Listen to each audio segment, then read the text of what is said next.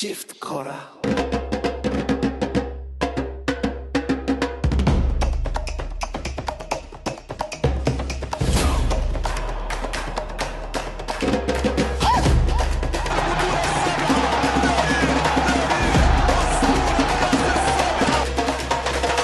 Drum beats in the desert night, hot heat and the game feels right. They dance to the drums, delight, they chant. Shift Kora.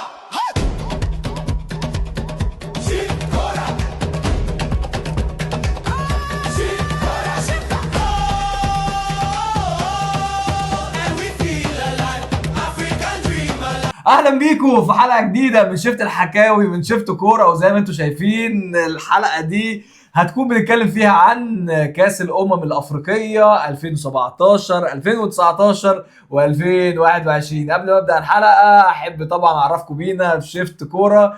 احنا يعني بنتكلم عن اي حاجه ليها علاقه بالكوره، وزي ما انتم شايفين برضو احنا هنتخصص المره دي في حكاوي كاس الامم الافريقيه. قبل ما ابدا كلام في اي حاجه احب اقول لكم طبعا معايا كالمعتاد كابتن عادل، وضيف الحلقه النهارده كابتن منعم.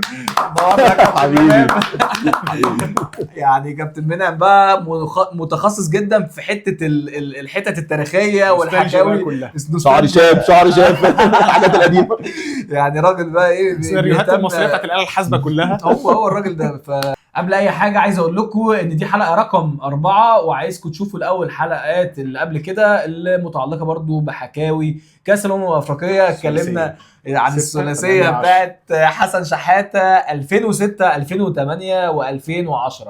وقبل ما ابدا الحلقه عايز اقول لكم ما تنسوش تعملوا لايك كومنت وسبسكرايب وتفعلوا زر الجرس. جرس بقى جرس.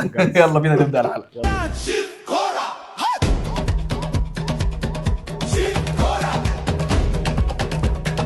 نبدا بكاس الامم 2017. ايه اللي حصل في 2017؟ قولوا لي. 17 دي كانت مذبحه، كانت جيل اول مره نصعد، بقالنا كتير قوي مش بنصعد، وكنا مشتاقين للمنتخب بقى ونتفرج على ذكريات 2010 والفيفوزيلا ونرسم العلم على وشنا وننزل نحتفل. ما كانش بيحصل بقاله 3-4 سنين من 2010 ما صعدناش. 3 بطولات ورا بعض ما صعدناش. 7 سنين مش بنصعد. فجأة بقى المنتخب اللي هيرجع تاني، والمنتخب كان فيه اسامي بدأت ترجع. عملنا احلال وتجديد بعد جيل ابو تريكة بقى والعظماء، عملنا احلال وتجديد بوجوه جديده، وكان محمد صلاح، كان كهربا، كان تريزيجيه، كان رمضان صبحي. كان عندنا اسامي قويه جدا ممزوجه كده بريحه من 2010 متمثله في عصام الحضري. صح. عصام الحضري كان مهم جدا في البطوله دي. كان ابرز حد كان عصام الحضري. واصلا البطوله احنا ازاي وصلنا للبطوله دي ليها قصه اصلا. انت كان معاك طبعا، انت ترتيبك بقى الف افريقيا كتير، فكان معاك في التصفيات في افريقيا نيجيريا اللي هي ممكن تيجي لك في تصفيات كاس العالم، ماشي يعني مش تيجي لي تصفيات افريقيا. فاحنا حصل سيناريو غريب، احنا كنا تقريبا بره البطوله، كان ماتش في نيجيريا، ونيجيريا تكسب الماتش ده وتخرجنا خالص كده لحد الدقيقه تقريبا، لحد اخر الماتش كان 1-0. والكره بتاعت حماده طلبه طبعا الانقاذ التاريخي اللي على الخط. وفي الاخر صلاح احنا جلدناهم كمان، احنا تعادلنا في اخر بقى ثانيه، مش اخر دقيقه، اخر ثانيه محمد صلاح. والجولدن بوي اللي ما بقاش جولدن بوي اللي كسبنا هنا في برج العرب رمضان صبحي.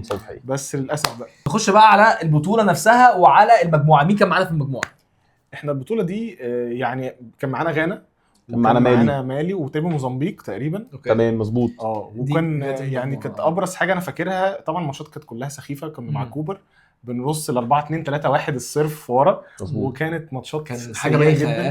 هقول لك كمان حاجه مع كوبر كان واقعي. يعني احنا ساعتها ما كانش عندنا مصطفى محمد، كان البرايم للمهاجم بتاعنا كان مروان محسن. فطبعا دي مروان محسن ما كانش ليه برايم اصلا تاريخيا. مروان محسن ما كانش عنده برايم جدا، ما كانش في عندنا. وعمرو جمال كان في البطوله كان بيلعب، عمرو جمال الغزال. فما كانش كان واقعي ان هو شاف ان احنا مش عندنا قوه هجوميه، بس احنا متميزين في الدفاع. عندنا كان احمد حجازي كان في توب مستواه، كان حاجز، وكان الونش لطيف جدا في البطوله دي برضو. وكان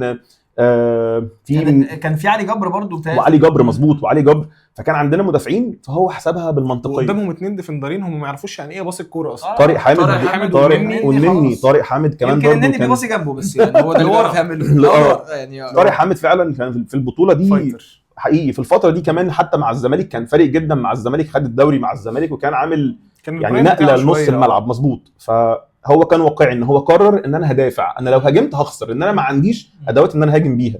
بس احنا أنا كنا بنلومه ساعتها علشان يعني مش هقف قدام مالي، مش قدام موزمبيق، يعني ده كان لومنا. بص هو لا احنا احنا عاطفيين شويه، بنحب الكره الحلوه، نحب دايما حازم امام وابو تريكه واللمسه الحلوه والثرو باس والارتو مظبوط.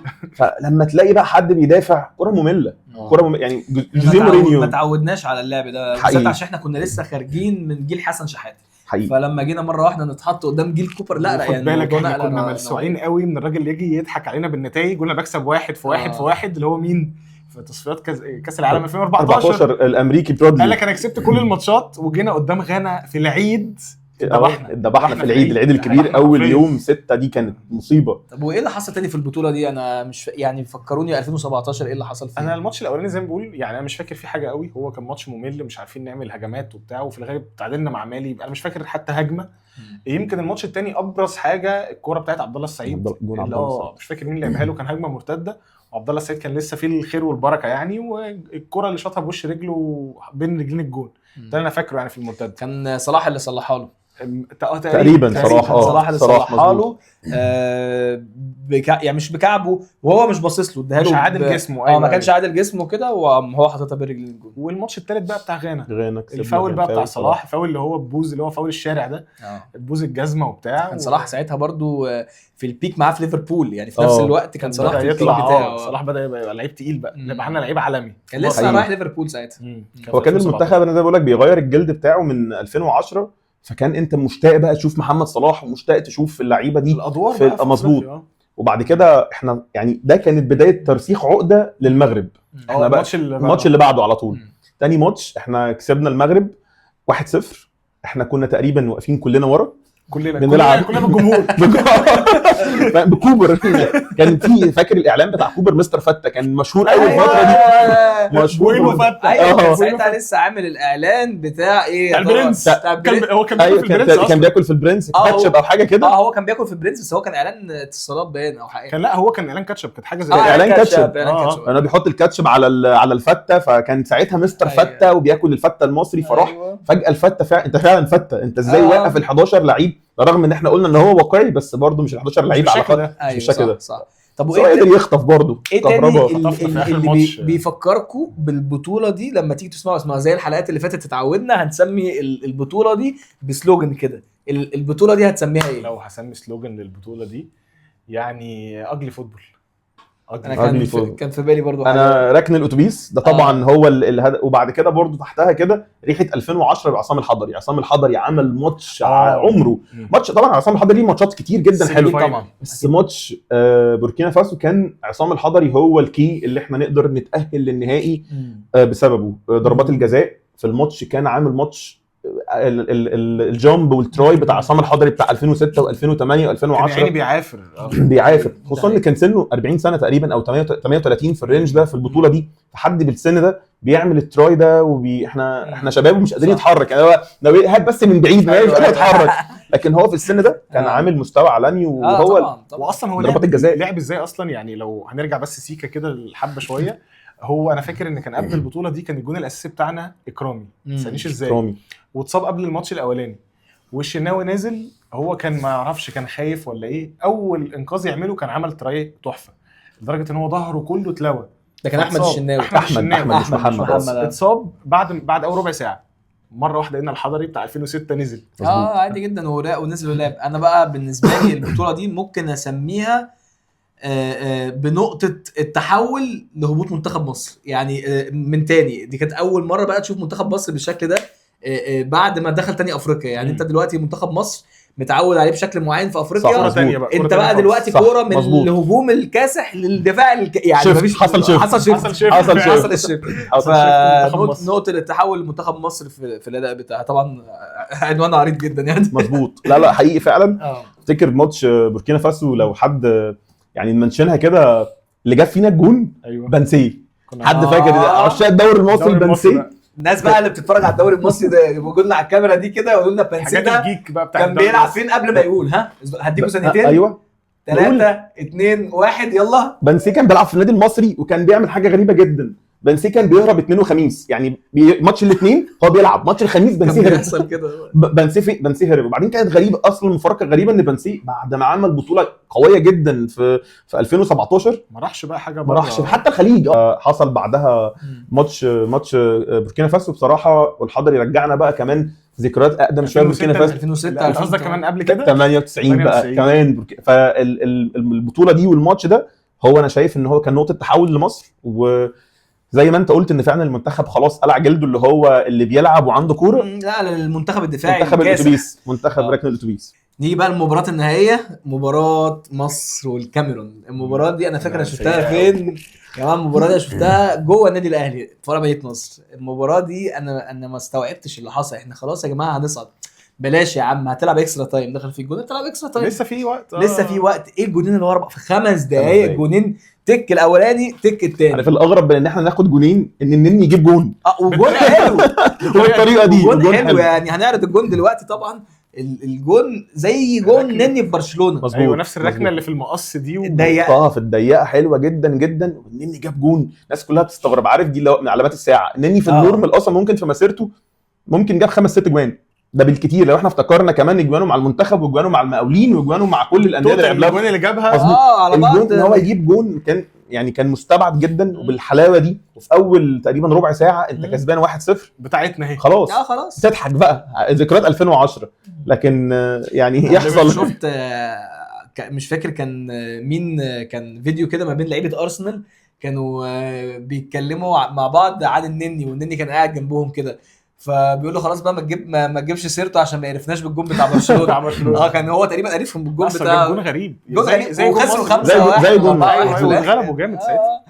بس انا هقول حاجه على الجونين دول بتوع ابو بكر، غير ان هو مهاجم توب طبعا. المنتخب ده اصلا بتاع الكاميرون كان في مشاكل اصلا، كان عامل زينا كده بس مشاكل ازيد بقى. ان المنتخب بتاعهم الاساسي هو ما كانش اسامي يعني، مش ايتو والناس دي، ايتو كان يعتزل من زمان. بس كان هم قالوا للاتحاد ما دام المشاكل دي حاصله واحنا مش هناخد فلوسنا احنا مش رايحين، لدرجه ان هم طلعوا لعيبه كتير جدا صغيره. فالمنتخب ده ان هو يزق كل ده ويلعبنا في الفاينل ويرجع بعد ما احنا كنا كسبانين والجونين بالطريقه دي، هو من لعيب توب كلاس زي ابو بكر.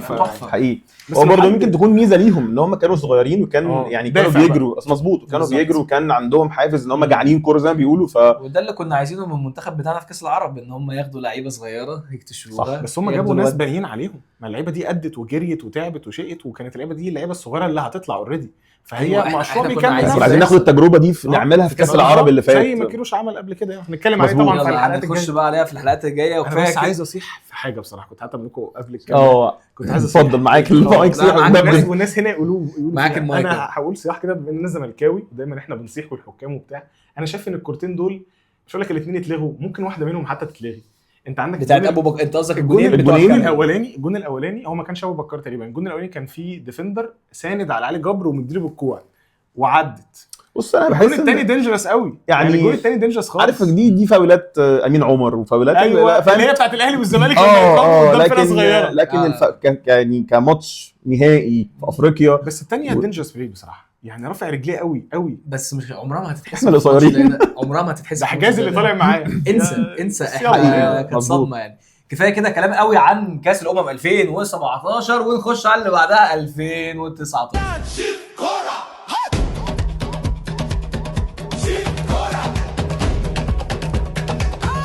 كاس الامم 2019 اللي بتتلعب في عندنا بقى هنا في القاهره في مصر في الدنيا. انا فاكر البطوله دي انا حضرتها، بطوله التستوستيرون. ايوه هي فعلا ده العنوان بتاع بطوله التستوستيرون والخروج من جنوب افريقيا. اول ما تيجي في بالك 2019 على طول سكرين شوت، ربنا يستر علينا كلنا. والله وقصه والمعسكر فيه مشكله لو كده عملنا لينك بسرعه في بطوله مع الجوهري لما مشى ابراهيم سعيد في 2002 لما حصل نفس القصه. بس الجوهري كان صارم جدا. اونزا سبوت عرف ان في قلق وابراهيم سعيد رجعه مصر على طول. احنا كان المفروض ناخد نفس القرار ده ونعمل كده مظبوط، خصوصا ان هو ما كانش لعيب مؤثر. يعني هو تقريبا لعب في البطوله ماتش واحد، فما كانش ليه يعني. ابراهيم سعيد في الوقت ده كان واحد من احسن مدافعين مصر وممكن من احسن مدافعين افريقيا في 2002. الا ان الجوهري قرر ان هو يرجع مصر تاني علشان خاطر الازمه اللي حصلت في بطوله 2000 مش 2002. ف 2002 كان جيرار جيلي. فنفس السيتويشن حصل عندك بس انت حليته بطريقه مختلفه، احنا هنداري اصل واولادنا هو اتفرض علينا. وحبايبنا. خد بالك في الفتره دي بدا الترند والفترة دي كله بتاع بيدافع عنه بقى. اولويه اللعيب لا غير ان هو يدافع عنه عشان صلاح قال كده ان احنا بقى عندنا ترند كده، لا احنا الدوري وحش، طب خلاص اللعيب الاوروبي، اللعيب المحترف، مع انه اتفرض علينا. محترف برضه كان بيلعب يعني في انديه في يعني لما العب في درجه الدرجه ثانيه. الرابعه في اليونان والرابعه الدرجه الخامسه في يوغوسلافيا وبتاع، حقيقي. واجه ده هنا كان في لعيب نفسي. مش كويس خالص، حتى لما كان بيلعب اللي هو اداء عادي. عمرك ما شفت بيك يعني لا الورده خالص. عمرك ما شفت لا، لا. في الفكره فتره ان تخيل بقى ان كان عمرو ورده ده ان احنا جبناه في اللي هي 17 وجبناه في 19 وجبناه في كاس العالم 2018. جبناه في كاس العالم. انت متخيل؟ كارثه والله العظيم. هو يعني زي ما انت بتقول فعلا الفتره دي كان القماشه المحليه كانت ضعيفه قوي جدا. فهو كان محتاج اي حد بيلعب، اي حد. فاكر الفتره دي كمان لو الناس تفتكر قلم العبد، سام مرسي، علي غزال، كان اي حد بيلعب بره عدى على اي نادي بره. ادم العبد ده كان بيلعب في برايتون وهو درجه ثانيه، كان في الشامبيونشيب وكمان كان في ليج 1. ادم العبد لو حد يفتكره كان بيشرب كوبايه شاي بلبن كده، كان ضخم واقرع كده. اصلا كان اخوه بيلعب امريكان فوتبول. ليه جبنا ادم العبد يعني؟ ليه؟ وكفايه كده كلام قوي عن بطوله 2019 عشان ما اظنش ان حد فينا عايز يفتكرها اساسا، خاصه ان هي كانت على ارضنا. ونخش على بطوله 2021.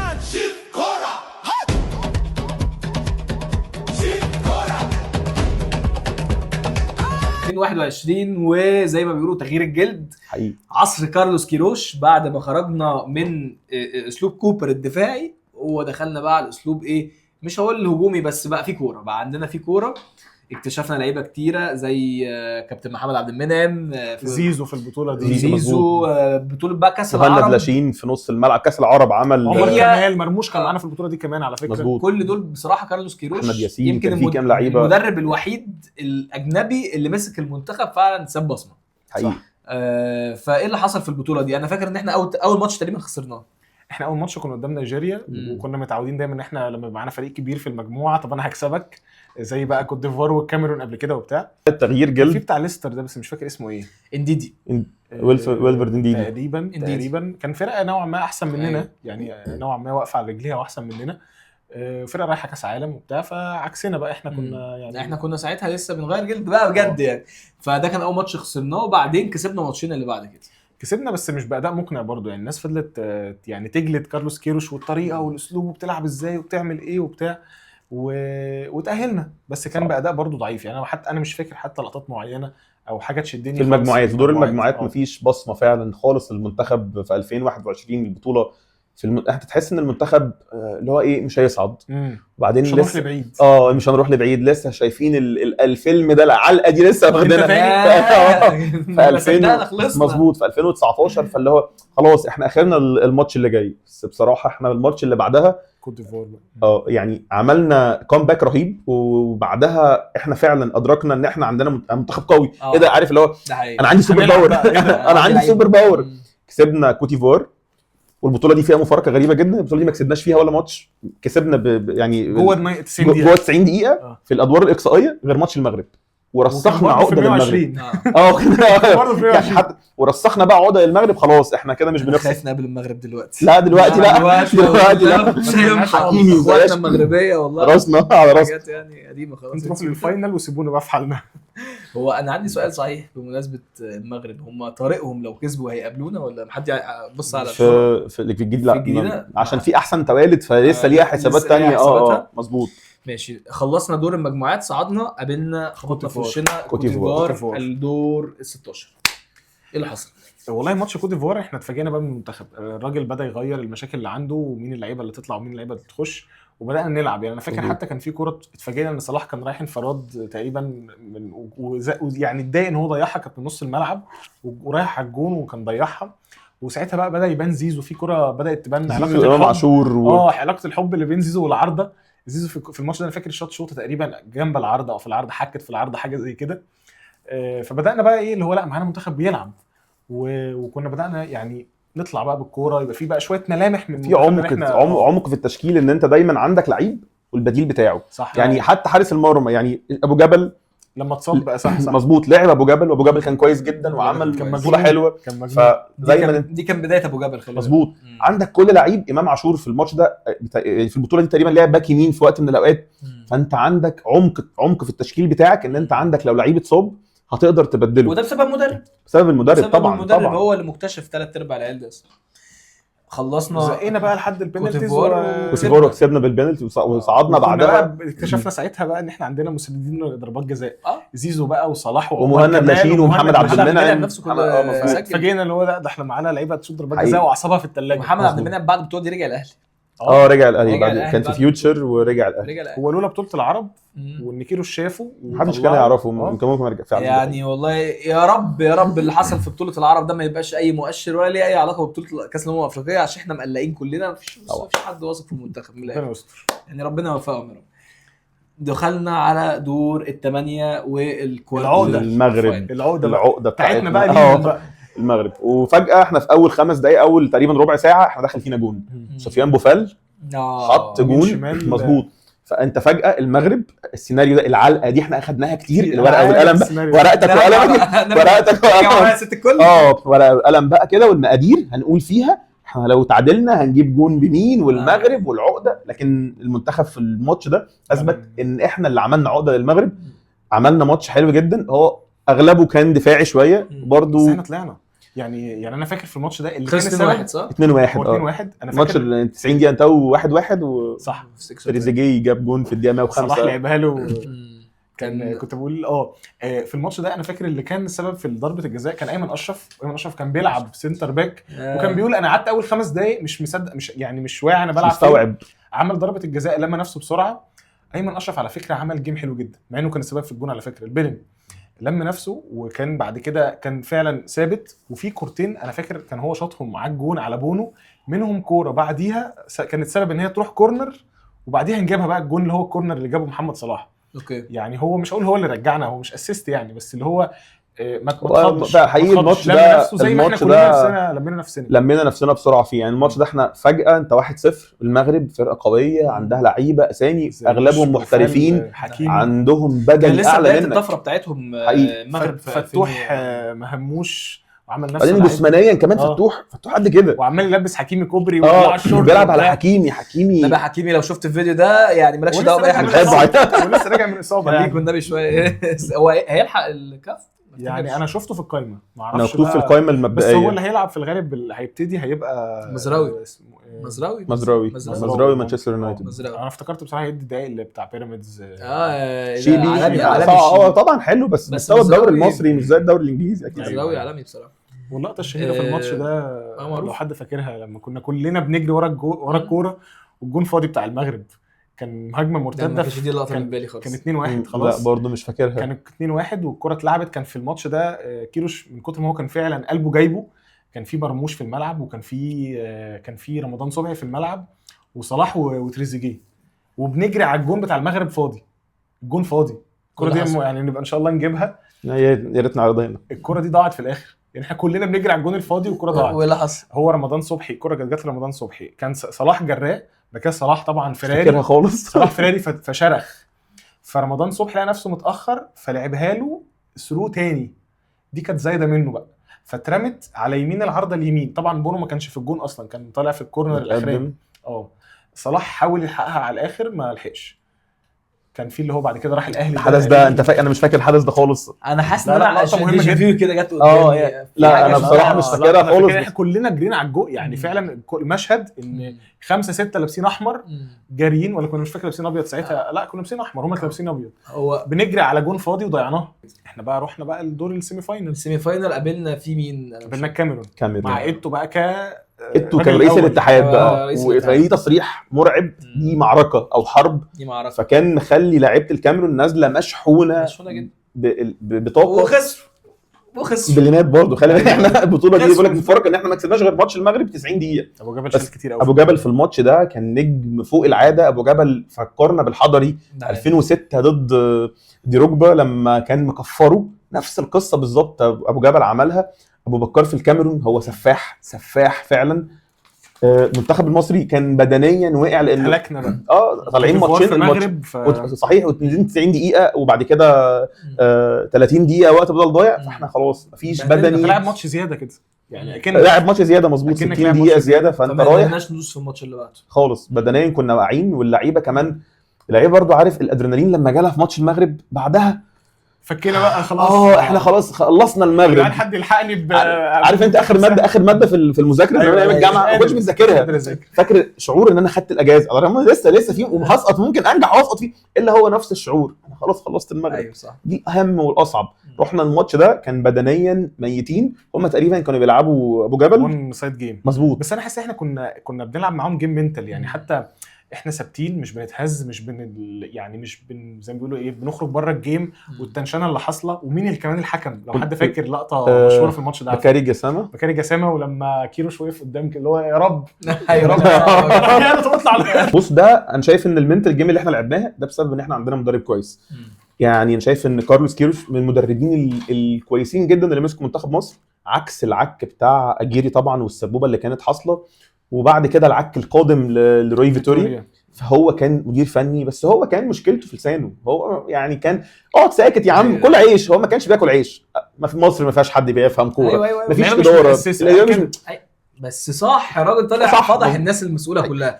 البطوله دي نقدر نفتكرها بايه؟ لو هنقول البطوله دي هنسميها سلوجن، عايز اسميها سلوجن. انا كنت بقول لك دايما البطوله دي بتفكرني ايه يعني، لو سميها سلوجن كده ريحه الجيل الذهبي، ريحه بس هي مجرد ريحه اللي هو اتشدنا معاهم واتشحنا، واللي هو فريق بقى اللي هو كلنا حوالين المنتخب يعني حسيناها شويه يعني. بس انا شايف ان احنا ممكن نسميها عادتنا القديمه، الا وهي ان احنا دايما كل ما يطلع لنا جيل كويس يطلع لنا بعبع.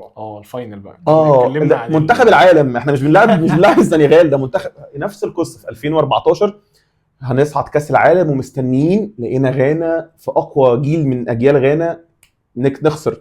جيل 2010 نفس القصه، كل ما نقول احنا هنصعد كاس عالم او احنا هناخد بطوله نفس القصه حصلت. السنغال جيل من اقوى اجيال السنغال تاريخيا، انا بالتالي كلنا حافظين السكواد بتاع السنغال. فكره اللعيبه القديمه قالت ان المنتخب ده اقوى منها كتير، اللي هو الجيل بتاع 2002 اللي صعد دور تاني وكسب فرنسا. مدربهم اليو سي قال الجيل ده اقوى من الجيل القديم، وبعدين اليو سي برضو المدير الفني اللي عامل شعر راست حاجه غريبه، كانت حاجه جديده علينا. السنغال كان جيل نار. انا شايف ان كان اقوى جيل تقريبا في لمنتخب، لو انت هتقول منتخب افريقيا فانت شايف ان نسخه السنغال 2021 هي نسخه من اقوى النسخ اللي موجود. يعني نسخه منتخب مصر 2008 كانت جباره، ونسخه السنغال 2021 كانت جباره برضو. انا فاكر تقريبا اسامي كتير، مندي واقف جون، كلوبالي مدافع، كان عندك مثلا بابا ديانج بقى، بوناسار، يعني الباك اليمين بوناسار بيلعب في بايرن ميونخ. انت كان اكبر لعيب عندك كان محمد صلاح بيلعب في ليفربول، وكان تقريبا في الفتره دي كانش في غيره، هو كان تقريبا يعني المحترف اللي جنبه كان تريزيجيه، كان بيلعب ممكن يعني اما في استون فيلا جون في كاس الحليب كاس استون فيلا وبتاع. انا شايف بصراحه البطوله دي لو انا هسميها حاجه ممكن اسميها اي حاجه تيجي من ريحه الحبايب. هي بالظبط حسستنا شويه بالشده بتاعت ايوه والنهائي والمنتخب، وان احنا اتلمينا حوالين المنتخب برضو. ده حقيقي كان اول مره المنتخب يرجع تاني نقدر نقول عليه منتخب بيلعب كوره، حتى لو بتوصل للبلنات بس انت في حاجه بتتقدم. في جون شبه الحضري اصلا، اللقطه دي نسيناها، لقطه صلاح وبين اللي اتحسب في الماتش، صلاح وماني، وبعد كده بيقول لي ابو جبل هيشوط فين راح ماني بيقول له طب انا هشوط هنا وراح صدها له، فتحس انت معاك جون زي الحضري يعني تحس كده. لا يعني انا كان نفسي نكسب البطوله دي بصراحه، كانت هتفرق، خصوصا ان احنا ما صعدناش كاس العالم. كفايه كده كلام قوي عن 2021 ونخش بقى على البطوله الاسوأ على الاطلاق 2023.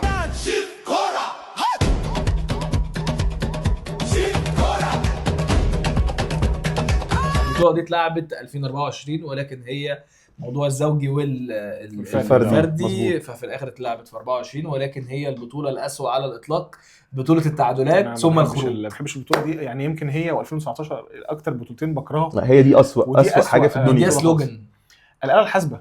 الآلة الحاسبة. انت صعدت ازاي؟ أزنة تواني. انا شايف ان بطولة وجع القلب يعني بجد، بطولة القرف، بطولة وجع العين، وجع القلب، وكل حاجة، بطولة اي حاجة وحشة فعلا. المنتخب المصري في البطولة دي زي ما تقول هو خلاص في حد ضحك علينا عليه السلام عليكم وحط جونين والمدرب بيفهمك ان هو بيلعب كره هجوميه، بس انت لو في الحقيقه روي فيتوريا ولا كان هجومي ولا كان دفاعي. الناس برضو هو فاتح يعني دفاعه. انا عارف ان احنا يعني انا عارف ان الشباب اتكلمت على ميدو كتير قوي، بس هو انه يطلب الكره هو بقى علينا كان بيعرف يتكلم زي ناس عندنا بدون بقى ذكر اسامي، لابس نظاره وعامل ستايل وبتاع، ضحك علينا روي فيتوريا. وبعدين كان جايه من حازم امام برضو ريحه الحبايب فاهم، ف هيعمل حاجه هو بعلنا البيعه صح. للاسف المنتخب كانش ليه اي يعني عنوان ولا ليه اي ريحه ولا طعم، وجه اخذ السبوبه واتكل على الله. هو الاكشن اللي في البطوله دي زي ما كنا بنقول اي حد كان معدي بيحط فينا جولين، يعني احنا دفاع مفتوح على الاخر يعني. هو ما حدش بيقابل حد، ولا الشناوي كان بيترمي ولا كان اي حاجه بتحصل، يعني احنا موزمبيق جابت فينا جولين وكرر نفس السيناريو برده في الماتش الثاني قدام غانا، واللي هو خدنا شعار اللي هو خايفين نطلع، فيا جماعه عايزين نلحق نعمل حاجه. صلاح هو اللي قلنا بصوا يا جدعان انا عايز ارجع بقى بصراحه ليفربول واتعالج. اصابه كده غريبه لصلاح، وراح تاني ماتش تقريبا كان ماتش غانا. هل هي بقى كانت اصابه ولا كانت اشتغاله؟ بس بصراحه هو عمل اعماله بالنيات.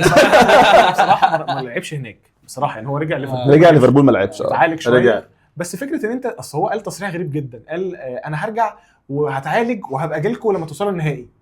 ده كان تصريح غريب جدا. طموح صراحه طموح ان فاكر ان احنا نوصل للنهائي مع روي فيتوريا. يمكن قصده ان هو هيتعالج احسن هناك، يمكن يبقى ده قصده ان انت تسيب المنتخب والمعسكر وانت الكابتن. هو الكابتن فهي كانت مش في محلها. بس بس بصراحه كان بين الشوطين مرموش انا حاسس ان هو خد بقى خد يعني شعار سوبرمان كده، وقال لك انا عارف. انا اقول لك على حاجه كده يعني بحس ان اصطلاح مرموش علاقتهم مش احسن حاجه، ما اعرفش دايما بحس ان هو حتى في مره مرموش اتسال كده قال له انت عايز تبقى زي صلاح؟ قال له لا انا عمر مرموش. هو عايز يخرج من الناس، هو عايز يخرج من العبايه بتاعت صلاح ممكن، بس هو رايح لروما، يعني هو دلوقتي مع السيتي بيقول لك هيروح روما. بيقولوا ان هو هيطلع اعاره لروما فعلا. اتمنى ان هو يكون كويس الطريق بتاعه بالظبط يعني. بس هو بصراحه في الماتش ده شلنا. انا فاكر مرموش في الماتش ده شلنا. مرموش ومصطفى محمد هم يعني الابرز في البطوله دي، ما كانش في ملامح خالص للمنتخب. البطوله دي اصلا كلها كانت غريبه لو تفتكر، يعني كوتيفوار اللي فازت بالبطوله كانت خارجه اصلا من دور المجموعات، وفي اخر ثانيه الجون التعادل 2-2 صعدهم هم تقريبا اسوأ توالت او حاجه. هم صعدوا بالفراشه. دي حقيقه تاثير الفراشه حصل، والمجموعات اتغيرت علشان خاطر حد جاب جون ومش عارف ايه، مين صحي متاخر. عارف انت تربط احداث كلها ببعض. فجاه كوتيفوار بتصعد وكوتيفوار بترجع من باب الطياره، على الرغم ان هي كانت في بلدهم بس بترجع اكسبريشن بترجع من باب الطياره. اخراج محمد سامي ضعفر عمر. ايوه يعني انا حتى والفكره ان احنا بنحصل لقطات تقول بقى مصر بقى هترجع اهي، يعني الماتش بتاع كاب فيردي المفروض هي اللي ضمنت في المجموعه وهتبتدي بقى تريح. ده ماتش دور ال 16 لا ده مجموعات الناس في المجموعات كلها. هتوصل بقى، هي بتلعب على الهادي بس عايز تضمن اول، فبرضه هي هتقرص عليك شويه بس مش هتغامر، فهيبقى ماتش رخم هتستناك تحت تلعب مرتدات. لعبنا ماتش مش وحش اي نعم، كان برضو قرف بس كنا 2-2 الفكره انت جايب جون في الدقيقه 90 وجايب مصطفى محمد جون حلو جدا 92 93 راح جاي فيك التعادل، راح الشناوي وقع الكوره قدام في 6 يارده قدام الجون، راح هم تعادلوا معانا 2-2 في الاخر. وطبعا القصه اللي قالها منعم في الحته سيناريوهات الآلة الحاسبه خلصنا دور المجموعات، دخلنا على دور ال 16 ودور الوداع. الكونغو بقى الكونغو مباراه يعني فرقه كانت حلوه على فكره. انا فاكر كان في محترفين جدا في الدوري الانجليزي. الكونغو عندها ديمقراطيه. الفرقه دي كانت فرقه مش كينشاسا. كان فيها يانيك بولازي تقريبا ولا ما كانش؟ لا كان بطل ساعتها. لا مش هو، انا مش فاكر بالظبط، بس كان فيها اللي هو بتاع بيراميدز نص الملعب بتاع ادامه تراوري اسمه تراوري فكانت فرقه كويسه. لعبت قدامنا. انا شايف ان هي كانت احسن، لعبت جيم احسن مننا. كان اي حد في البطوله دي احسن مننا. البطوله دي احنا في كده فيديو حاول تعرضه كده، حد في دوري الدرجه الثانيه بيقول للعيبه بتاعته اللي يعرف يجري واللي يعرف يباصي واللي يعرف يشوط. الملعب الكبير ال 11 هيقطع نفسك. حاول تجيب هو ده اللي كان بيحصل.